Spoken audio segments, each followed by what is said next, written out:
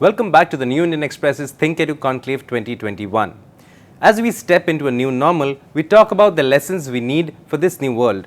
We have a day full of intriguing and thought-provoking conversations planned for you, so sit back and enjoy. Our next speaker is working on a project which maps the human mind. And what's better, it is an Atmanirbhar project. Please welcome Infosys co-founder and chairman of Auxiliar Ventures, Kris Gopalakrishnan. Senior journalist Kaveri Bamzai will also join the conversation. Hello and welcome to yet another session at the ThinkEdu Conclave. I have with me Kris Gopalakrishnan, who is not only one of the co-founders of Infosys, but also one of the leading lights of research on the human brain. He's in fact donated money for 3 chairs at the IIT Madras, if I'm not mistaken, and of course the Brain Research Center at the Indian Institute of Science, which he initiated and sort of created in 2017. So it's been about 4 years since that center came up.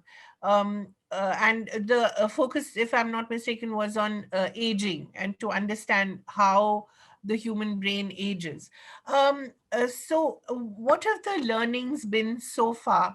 And of course, then we'll talk about artificial intelligence because that's really something that the world seems to be quite concerned about, and rightfully so. What are the learnings that you've had so far in all the research that's been done? So first of all, Kaveri, thank you very much. Thanks to the new Indian Express Group for inviting me for this very interesting session and topic, a topic that's very dear to me. Yes. Uh, the Center for Brain Research is established around 2015, so it's now about actually 6 years Okay. since the center was established. It took a little bit time to understand, what or come up with what needs to be done. And the two major programs that the center is involved. One is longitudinal study of 10,000 people over 10 years. Hmm. These are people in Srinivasapura village in Kolar district, and people around 45, 50 years of age, and to see how they age. Hmm. And so we are collecting their health parameters, their brain and cognition parameters. We are taking MRI data. We are also taking their DNA sequencing data, and to see how they age over the 10-year period. And if they develop some, let's say, disorder, then we go back and study the data to see whether we could have detected it early. Right. Were there some early biomarkers. This data is probably the first data set that we will have of Indian subjects over a 10-year period, looking at their brain function and things like that. So it's in that sense very, very important data. We are in the, this whole thing kicked off in 2017, as you rightly said, this longitudinal study. And so we are in the early stages of starting to get enough data to look at any trends, etc. Um, there is also an urban cohort. So this is the rural cohort, Hmm. which is being also tracked. And one thing, which came out, um, you know, these are of course early observations, was Hmm. that it was felt that stress levels in rural areas would be lower, and hence strokes would be lower. But to our Right. surprise, we found that stress levels are same or Oh, similar in urban interesting. cohort and rural cohort, and incidence of stroke seems to be similar. So anyway, these data points will have to be analyzed, but these are the kind of inferences that we can now start making from the data that we are collecting. Of course, the cognition and the brain function will Hmm. also be studied in detail. The second program or the project the center is doing is mapping uh, 20,000 DNA sequences of Indian subjects, or Right. mapping DNA sequences of 20,000 Indian subjects. This is a Department of Biotechnology sponsored project, which of which Center for Brain Research is one of the participants. And the Hmm. reason for kicking this off is that again, when you need to look at uh, genetic data, understanding Indian uh, subjects. We need large databases, and we found that no laboratory in India had such large databases. At most they would have 500 or 1,000. Right. So let us collect all these labs together, create a central repository, Mm. and that's the genesis of this project. This will also be used to probably create a chip which can accelerate and reduce the cost for DNA sequencing of Indian subjects. So Right. these are some of the uh, plans for the Center for Brain Research. Right.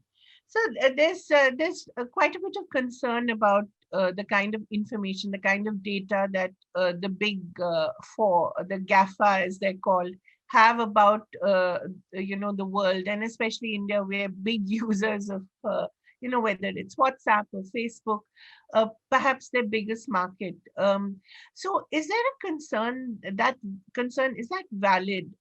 In fact, someone recently even went so far as to call us the biggest thought laboratory in the world for these four big companies, and how Facebook alone maps something like 6,000 parameters of every individual. So where are we headed in terms of these machines knowing us better than we know ourselves? A very important question that we need to ask, we need to have an answer to or a strategy to. Right. Clearly, machines know more about us than we know ourselves because machines collect, they organize this data, and then they can run algorithms on a particular individual's data, but also population level data. So you can compare one individual versus all other people, compare, let's say, Indians versus other ethnic communities, Right. or male versus female. So population level studies can be done. And and one, this data gives you so much information about the person and how to influence that person. Hmm. So unknowingly we can be influenced to buy stuff that we don't need.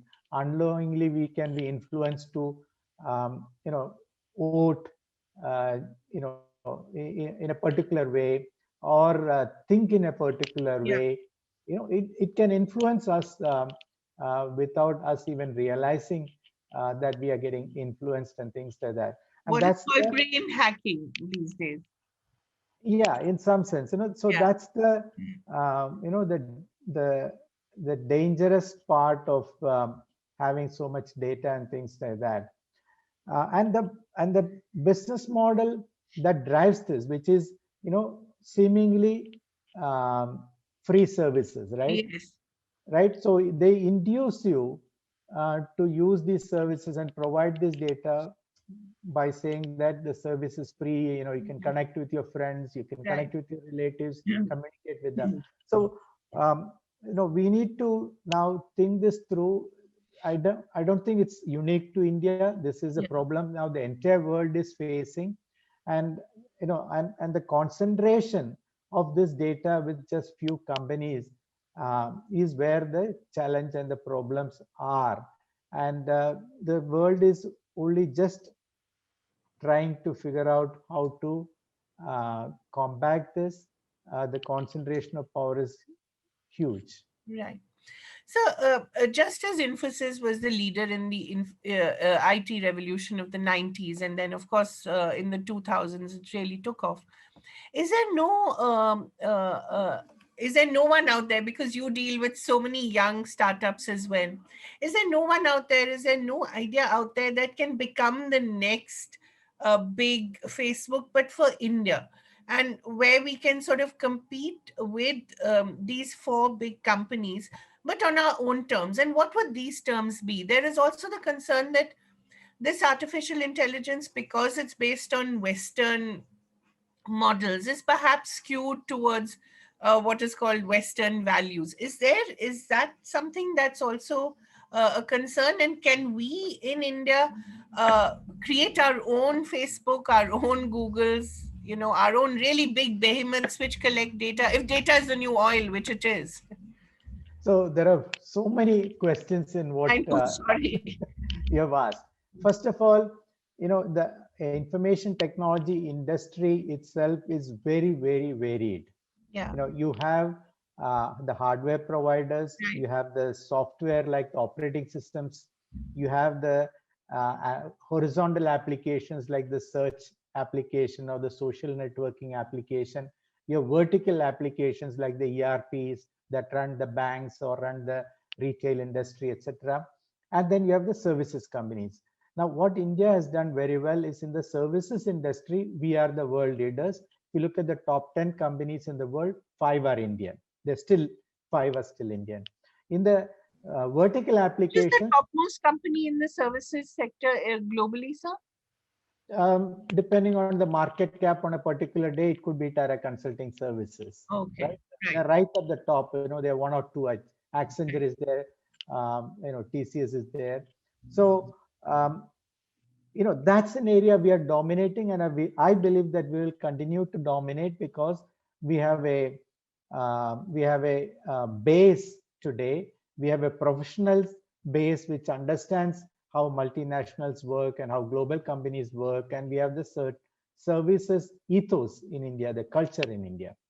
The second part is the vertical industry, and we are starting to actually create products here which are going to be global products. In the banking services industry, today the top 2 or 3 products are actually of Indian or Indian origin. From TCS, from Infosys. If you look at even the Oracle product, genesis of that is actually from India, and they acquired that company there. Where we don't have, and then the e-commerce application, for example, right? In the payment applications. So in vertical applications in SaaS, etc., Indian companies are starting to dominate and create unicorns. We believe that the number of unicorns will become 100 pretty soon. This year we are looking at 50. And when it comes to that size, you will have significant companies coming out of India. Where it's going to be challenging for us is to create these horizontal platforms like iOS or Android or Windows. There are only 3 in the world. Then these horizontals like a search engine or a Facebook or something like that, a social media network or a Twitter and things like that. That's going to be challenging because we need to come out with a new paradigm, and then we need to have the marketing muscle, the investment dollars to make that into a global entity. I'm not saying it will not happen, but that's a little bit more difficult for us to do. Among the unicorns, among the young people that you mentor at Axelor and you invest in looking at their potential, do you see anyone who's interested in this area and is headed towards bigger things? Well, Geo is supposedly coming out with its own devices, its own operating system, its own social media solutions, etc. So hopefully, we may have somebody from India sort of dominating at least one market, which is the Indian market, which is 20% of the global market. Right, The other area where I'm actually quite optimistic is gaming right. and esports and things like that. I expect, again, because we are large consumers, Yeah, expect some big names to emerge out of India. If you look at the top 2 cricket e-games, etc., again, these are companies from India, Nazara, Jet Synthesis. So, it is possible that we will have some global companies coming out of India in some of these new areas. so what are the things that we can do at an individual, at a corporate, and at governmental levels? Again, 3 questions, I'm sorry, to sort of retrain our brains to adapt to this new world. Yuval Noah Harari has often talked about the whole idea of knowing ourselves. We also now have to know ourselves better so that we can compete with the machine, which knows us so well. What can we do to at these 3 levels to do this better, to play this game, this global game better? First and foremost, we need to have sufficient capacity and capability in this new area of AI, machine learning, knowing that technology, how to use that technology, contributing to the development of that new algorithms, etc. That's the first aspect, and the hardware infrastructure necessary to run these run these algorithms, because they require really high performance supercomputing infrastructure and things like that.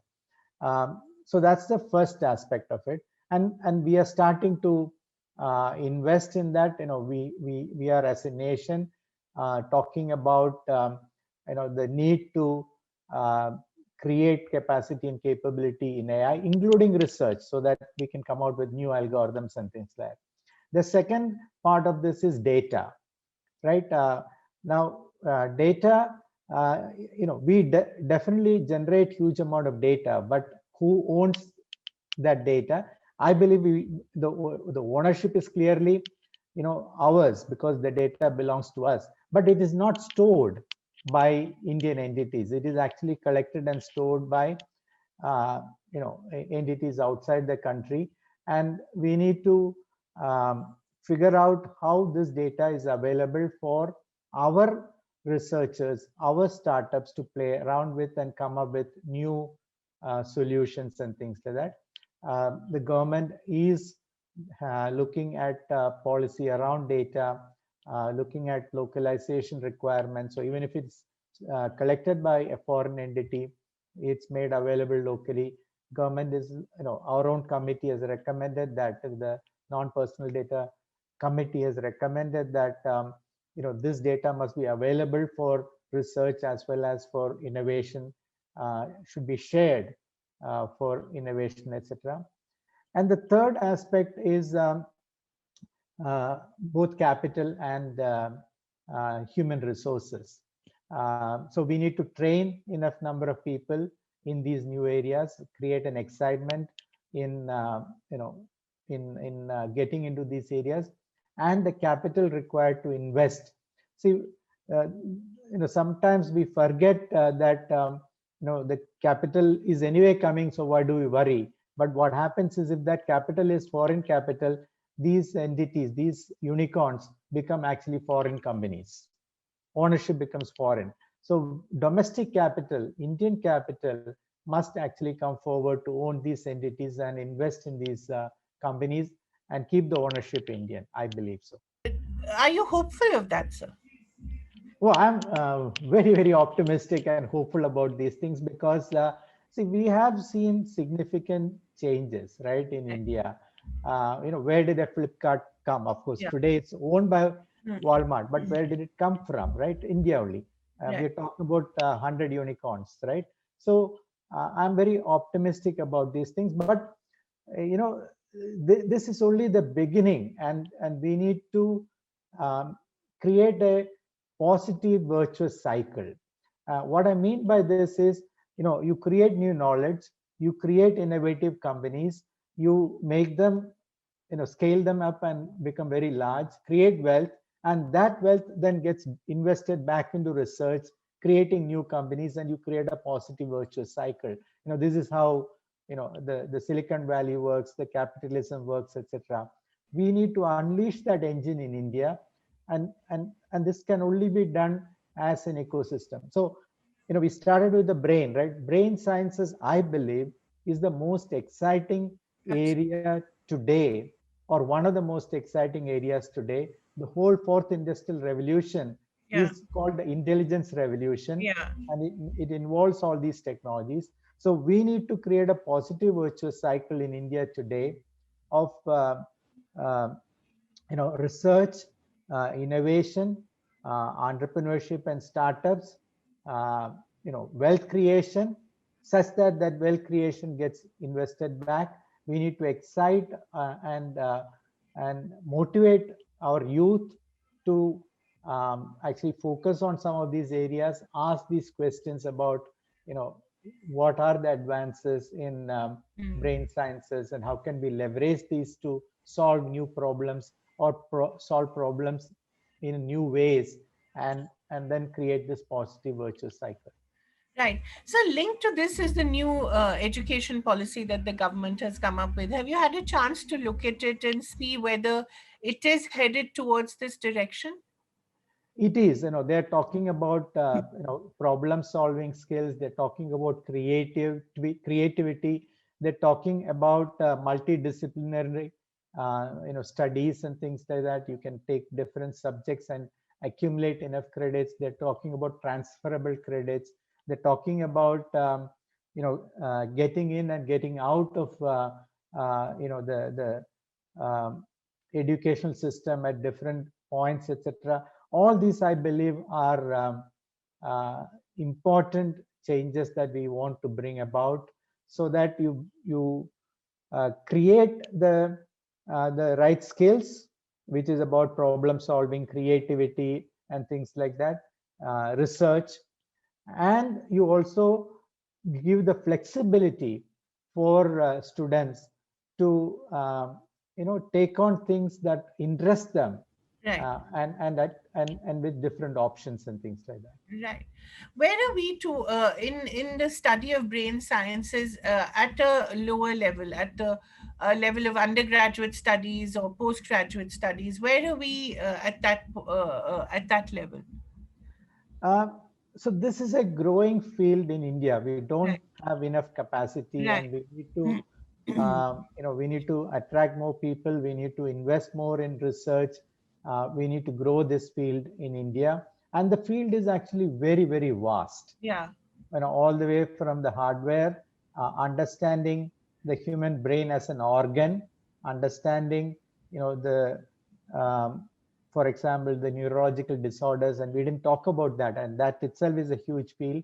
Then taking those understandings and applying that to the technologies of the fourth industrial revolution, the computer revolution and things like that, and then looking at the way in which brains can be influenced with the data that we collect, to understand human beings, and to understand then uh, questions which are going to be or we are going to try to address in the future, things like what is consciousness, what is intelligence, can we think about completely mimicking a human being, how do we prevent ourselves from getting influenced by machines, things like of that nature, and the ethical questions about do we allow the machine to take decisions with human life, where human lives are involved, Right. etc. These are very important questions, and we need, so this field is actually very, very vast. Right. Mr. Gopalakrishnan, is there something in our own ancient texts that can also help us sort of look at some of these questions? After all, when we talk about consciousness and intelligence, these are things that a lot of our past greats have addressed through history and time. Is there something that we can use from there and actually make it valuable for Hello. contemporary times? I believe so. We have a lot of practices. See, I see the difference between what we have in India and the knowledge that we have in India Right. and the Western knowledge. The knowledge in India is based on from practice to the lab. Right. We have several practices, and now we need to understand why we do certain things and why it works, right? Yoga, for example, or meditation, right? Why it works, now we need to understand. Whereas the Western world is, you actually experiment in the lab and then bring it to practice. So lab to practice.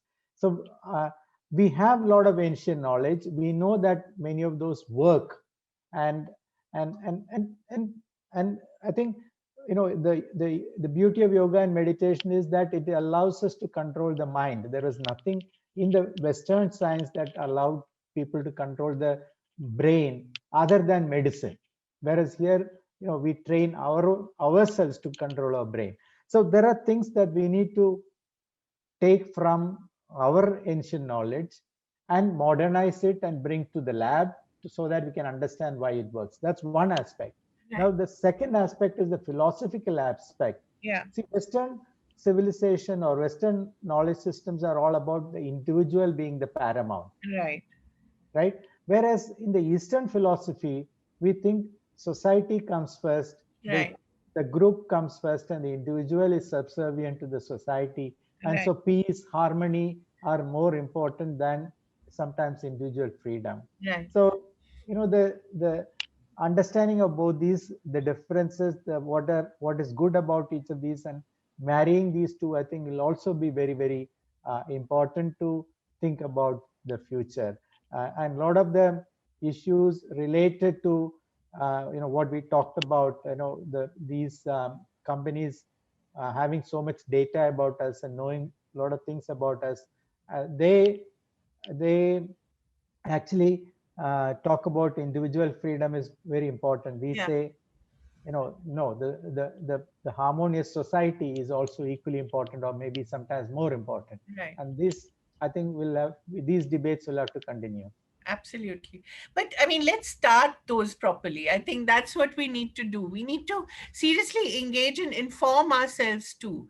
There's not enough information out there, do you think, among the leaders of corporate and political India and civil society? Is there enough information out there to engage in informed debate?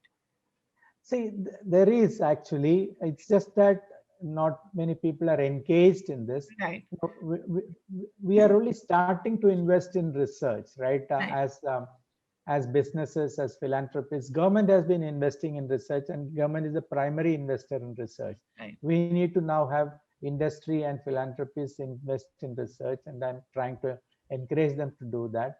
And that's how the discussion and debate and knowledge systems are created. And we need to scale these up definitely in India, because these are very, very important questions for the future of not just India, but the future of the world. Indeed, you have somebody like Jack Dorsey of Twitter who practices Vipassana, so he perhaps is using the best of our tradition to, inform his practices as well. It's interesting. And we ourselves perhaps have lost out on that somewhere. It's an interesting thing, no? Yeah. So the interesting thing here is we still don't actually look at the science behind it. There are Huh. a lot of Vipassana practitioners in India, Yeah. but we need to bring the scientific timbre and try to understand what is the science behind it, why it works, etc., and demystify it. Yeah. We keep it as a mysterious thing still, and I feel you know Yeah. You're right. We still so think that's of the it difference. as partly mumbo jumbo, that, but it has obviously tremendous benefits, and we've seen that in so many people in so many cases. Can we talk a little about the neurological disorders, which we completely skipped? Could you tell us a little about what we are uncovering? So the opportunity here is to understand how, as the brain ages, we lose some of our mental capacities and Yes, that's capabilities, true. and and and and understanding that is very important, because we are all going to live longer, Yeah. right?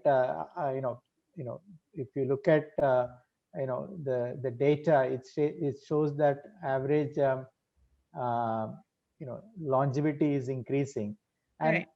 and it's also seen that because of our lifestyle, and this is the challenge, because of our lifestyle, people above the age of 65 develop, maybe 1 in 5, 20% of people develop some kind of disorder, dementia, Right. etc. We probably write it off as aging related Mm. forgetfulness, etc. But some of those people may have actually medical conditions that need fixing, etc. So understanding these are very, very important. And again, we don't have good data. is the incidence of dementia, Alzheimer's, Parkinson's same or lower or higher, right? We are increasingly seeing that lifestyle diseases like hypertension, Right. diabetes are higher in India because again, our sedentary lifestyle, food habits, etc. Now we need to fix them because they also trigger Right. stroke and dementia and things like that. So, we need to understand this whole thing if you're going to live healthy longer, if you're going to reduce our disease burden. And then, uh, we need to then figure out, can we actually find cures? Hmm. And this will be a contribution to the entire world, because the entire world does not have a cure for Alzheimer's, for example, Right. does Right. not have a cure for Parkinson's disease. So Right. this is something that we can provide to the rest of the world. Now, if the incidence is lower in India, and Right. then we find out that it's because of our spices, or we Right. use turmeric and things like that, and Yeah. it's supposed to have some benefit to the blood and circulation, the brain, etc. If that is so, then this is something again we can contribute to the rest of the world. Another study that I'm supporting is the whole herb brahmi, Right. right? Brahmi is supposed to help memory, right? Improve Right. memory and things like that. Again, we need a scientific study around these things and understand why, if it works, why it works, right? So these are the things that we can actually uniquely contribute to the rest of the world.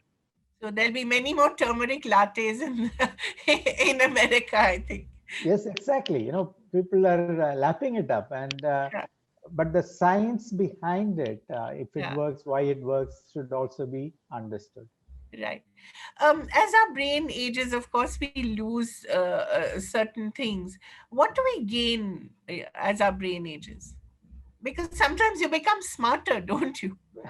So, see, there are two aspects. Yeah. One is our ability to respond, our ability to remember. We slow down things, and that's part of aging. But that experience that we Yeah. have and the ability to connect the dots and come out with, let's say, inferences, Right. come out with the responses. Um, is expected to become better as we age, as we get more experienced, etc. And again, the science behind it we need to understand. And how can we train ourselves to do Hmm. that? See, what is beautiful about the brain is that till the minute we die, Yeah. it's actually constantly learning, Constantly it's learning. constantly Yeah. evolving. So Right. can we train ourselves to learn new things as we age? Just like we can exercise our muscles, we can Yeah. exercise our brain also. Yeah.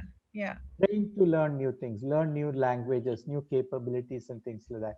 In fact, that's one of the ways people believe that we can keep ourselves mentally young, is Hmm. to, try to do new things, try to do things differently, and all of these things people can actually learn. If you have certain habits, change those habits deliberately, do things Yeah. differently. It trains our brain to do certain things differently. So youth is highly overrated. Uh, See, today now, 60 is the new young, What right? yeah. So, people are going to live, to 90, etc. And we should try and see how we can, you know, um, prolong the period of being, um, you know, contributors, good citizens. Right. I think that's what we need to think about, and it also then opens up other things like, what is the retirement age? When should people stop working? Uh, I believe people should never stop working. They should continue to work till they die, right? So those are the things that we need to think about.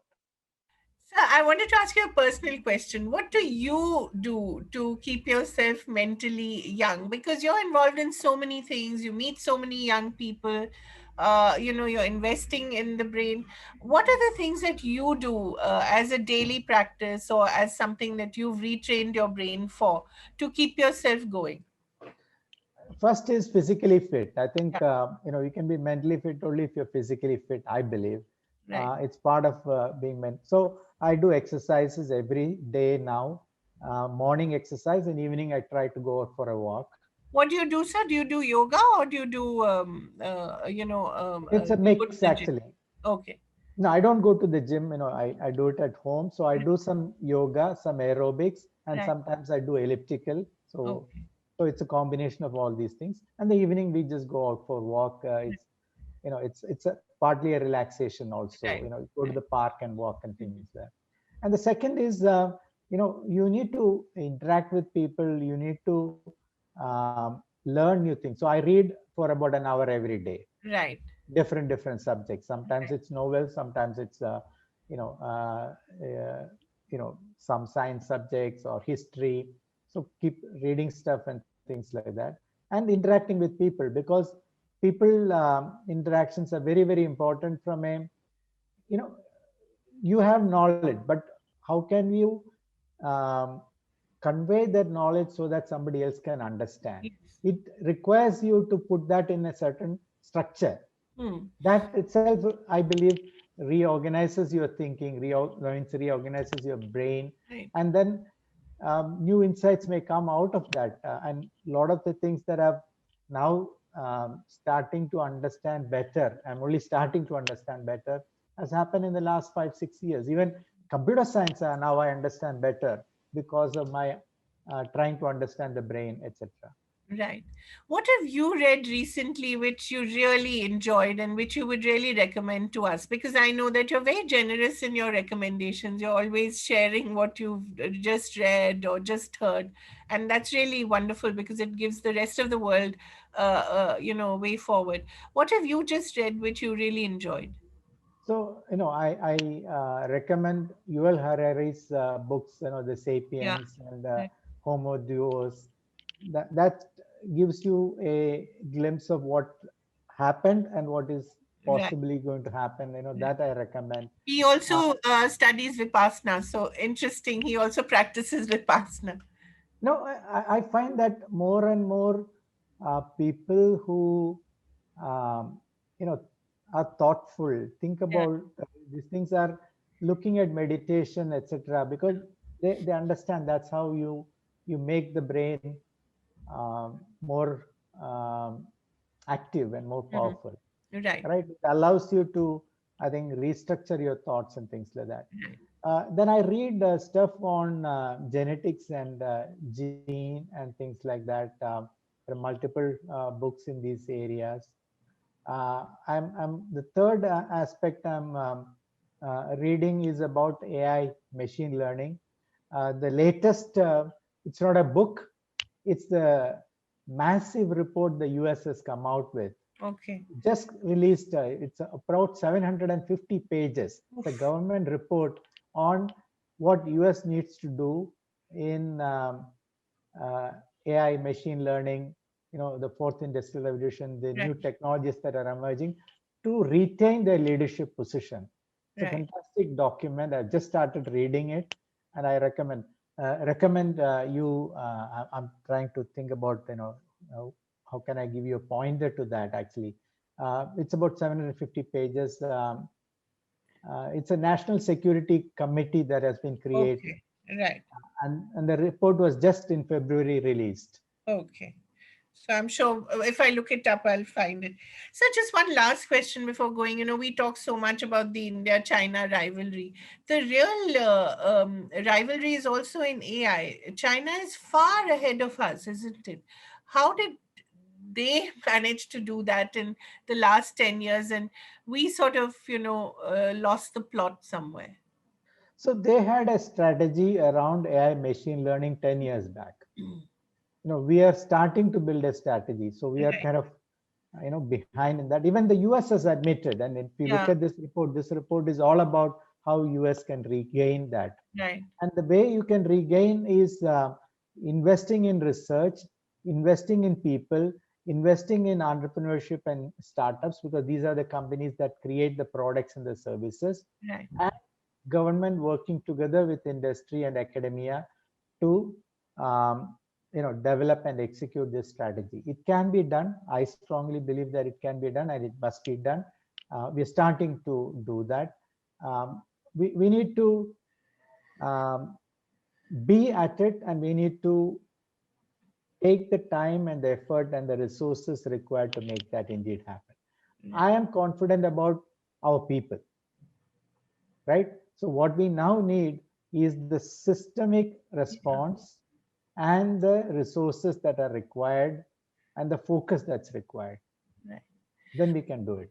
Yeah. So, is there any leader in this field, independent, attached to a university, whom you really track and whose ideas you look forward to in India or the West, in AI and the brain? Someone whom you follow? Well, there are multiple people. When you look at the science and the machine learning, Jeffrey Hinton and people like that are the scientists behind that. Of course, most of these people are now either with Facebook or Google or Microsoft or Apple. They've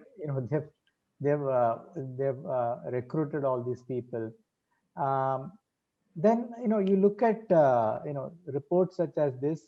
There is a very good report which China produced 5 years back. Right. By 2030 they wanted to be dominating in the area of AI and machine learning. And they gave responsibility to industry, they gave responsibility to academia, they put money behind this, they attracted the best people from outside the country to come to China. So they did a lot of things to make it happen.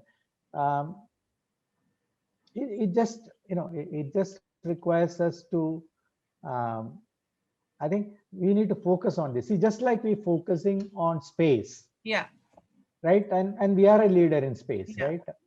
So just like that, I think we need to truly believe that this is going to transform, impact all our lives, and then we need to set specific goals and targets and put money behind it and make it happen. Right. Is there anyone in India whom you would recommend one follows in this area, sir? Professor Kamakodi at IIT Madras is one person who's knowledgeable, who's trying to work in these areas. But it's not just an individual, right? We need that complete system behind him. Like your center. Yes, we need multiple of those centers. We need large researchers. We need large number of startups, and we need money. Right. Thank you so much, Mr. Kris Gopalakrishnan, for informing us. I think it was a fascinating discussion. There's so much to learn about ourselves and about our brains, and it was a real pleasure to talk to you. Thank you very much for talking about mapping the human brain. Thank you very much. Thank you. Thank you. Did you enjoy that session? We hope you did. You can connect with us on Facebook, Twitter, and YouTube. If you want to check out the entire schedule and other sessions, log on to eventexpress.com, newnanexpress.com, or edxlive.com. Thank you for watching.